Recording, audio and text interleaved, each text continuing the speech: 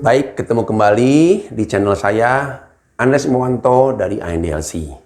Baik, kali ini saya ingin mengupas hal yang simpel ya dalam bekerja.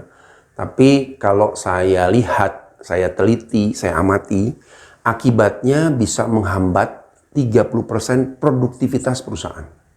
Apa itu? Konflik. Ini bisa bicara konflik pribadi, bisa konflik perusahaan, konflik atasan bawahan, rekan kerja, bawahan atasan, bawahan-bawahan, dan lain sebagainya. Ya, kita harus ngerti makna konflik. Kenapa orang berkonflik?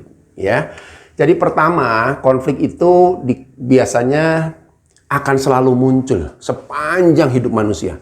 Nggak itu namanya kita hidup dalam dunia kerja apalagi ya. Bahkan mungkin dalam skup yang kecil dalam keluarga tidak ada konflik. Karena konflik ini bicara perbedaan. Persepsi. Mungkin didasarkan oleh perbedaan kepribadian. Gitu ya.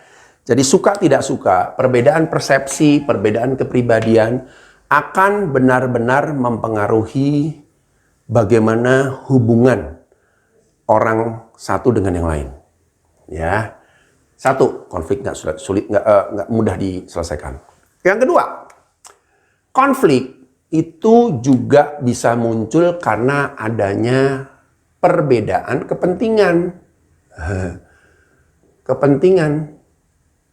Contoh ya, bagian akuntansi, ya kan akuntansi, ya, dengan bagian gudang lah taruhlah, atau dengan bagian produksi lah, ya. Mungkin selama ini kan mereka terlihat sebagai musuh bebuyutan, selalu meributkan masalah-masalah yang menurut orang di departemen lain, apa sih lu memasalahkan begini? Apa sih gitu aja mau coba bereskan.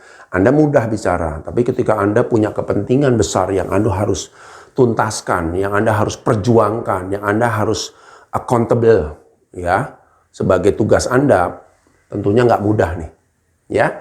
Orang gudang biasanya komplain, wah gimana nih, kita butuh ini, kenapa kok lambat sekali?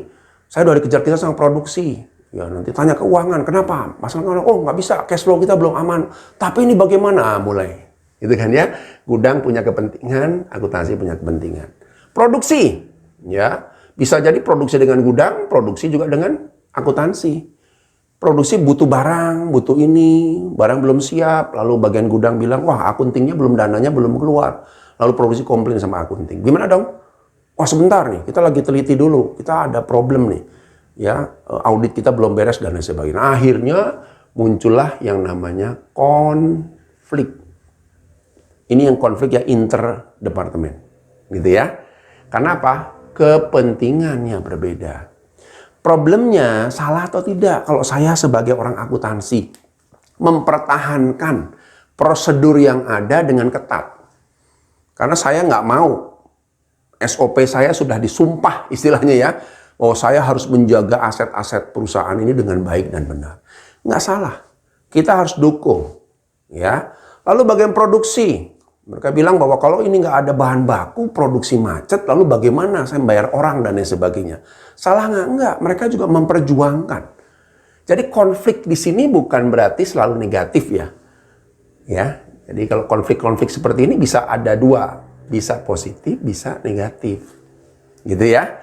Atau konflik yang ketiga, ya konflik ketiga ini biasanya sudah konflik yang masuknya ke ranah personal. Nah ini yang tidak kita harapkan. Pribadi, ya konflik yang misalnya karena perbedaan cara pandang, perbedaan orientasi dan sebagainya muncullah konflik personal, ya. Jadi ini bisa memunculkan juga di tempat kerja. Konflik-konflik yang seperti ini, bahkan ini dampaknya cukup besar. Ya, cukup besar bagi perusahaan. Walaupun seringkali para atasan bilang, udahlah itu urusan pribadi. No, kita harus punya ketegasan. Apakah masalah personal ini punya pengaruh terhadap kinerja mereka atau tidak? Ya, pertanyaan gitu ya. Kalau tidak, dalam batasan tertentu, kita mulai hanya mewaspadai. Kita cek. Jangan ya sampai Anda punya problem yang nggak selesai tapi membuat kinerja kita bermasalah. Cuman itu.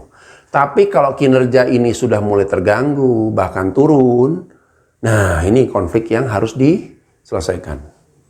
Hati-hati ya, jadi ukuran kita adalah kinerja. Ya, ukuran yang lain juga sama. Nih kalau akhirnya kinerja, makanya ukuran-ukuran inilah yang harus segera kita punya.